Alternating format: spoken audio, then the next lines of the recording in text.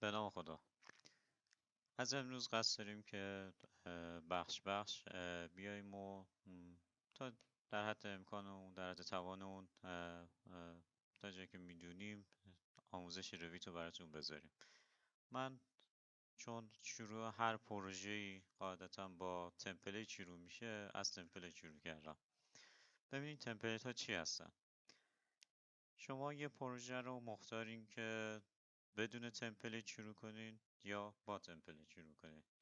خب قاعدتا برای شروع هر پروژه نیو رو میزنین و ازتون میپرسه که از چه تمپلیتی میخواد استفاده کنین. حالا یه سری چیزایی رو یا شما خودتون از قبل دارین یا اصلا لودش میکنین، براوز میکنین، یا نه میگین اصلا از هیچ تمپلیتی نمیخوام استفاده کنم. اگه نان بزنین برین توی پروژه، حالا یا متریک یا ایمپریال، با یه صفحه کاملا خالی مواجه میشین که تو این صفحه شما نه مقطع بروشی طولی از پروژهتون دارین، یعنی نماهای شرقی، غربی، شمالی، جنوبی، نه سرویس های بهداشتی لود شده براتون، نه شیرالاتی براتون لود شده، نه سیستم های مکانیکی براتون لود شده، نه دریچه‌ای براتون لود شده و اینکه لوله‌ای که دارین فقط یه لوله، اونم محض کار راه اندازیه و اون جنسای لوله‌ای که شما میخواین رو نداره و خلاصش این که کاملا یه چیز ساده ای رو شما دارین. پس هیچ موقع توصیه نمی کنیم که با یک تمپلیت، با یه پروژه بدون تمپلیت شروع کنیم. یه سری تمپلیت ها تو سایت ها هستن که شما میتونید از اینا استفاده کنید. پیشنهاد من به شما اینه که بیستون رو با اون شروع کنین، تغییراتی که میخواین رو تمپلیتتون بدین و از اون به بعد با تمپلیت اختصاصی خودتون پروژهاتون رو شروع کنین. خب من میام از یه دونه از همون سایت، از همونه که تو سایت ها هم هستن استفاده میکنم، میرم داخلش تا اون تغییراتی که میخوام رو بهش بدم. این پیغامی که اینجا میبینید نشون میده که فایلی که من داشتم از ورژن 2017 قدیمی تر بوده. پس برای اینکه بتونه به استانداردهای ورژن 2017 برسه مدت زمانی طول میکشه که خودش رو آپگرید کنه.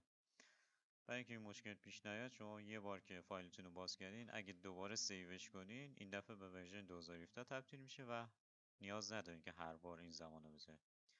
خب ببینین تمپلیت ها چی هستن؟ تمپلیت ها یعنی یه سری تنظیمات آماده ای که شما نیاز نباشه که هر باری که میخواین یه پروژه‌ای رو شروع کنین اون تنظیمات رو دوباره انجام بدین.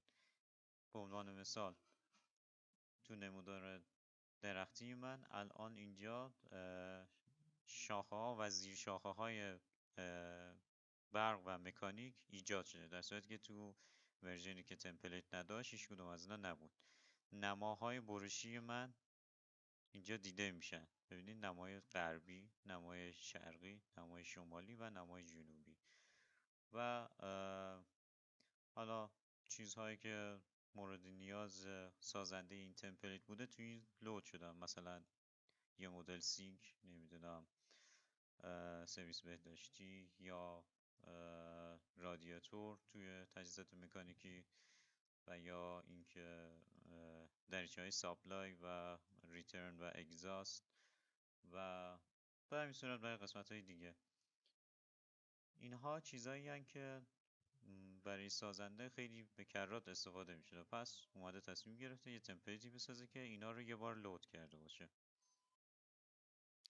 به چنین فایلی که این تنظیمات توش انجام شده باشه که شما بتونین پروژهتون رو دوباره که شروع میکنین با تنظیمات پیشفرض باشه تمپلیت میگن. خواهش میکنم قسمت های بعدی رو دنبال کنین تا توضیحات بعدی رو براتون بدم. تصمیمی که داریم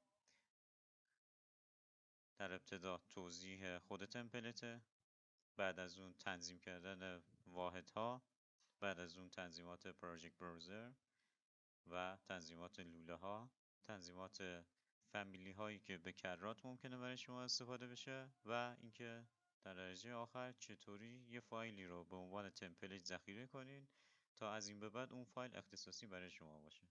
متشکرم.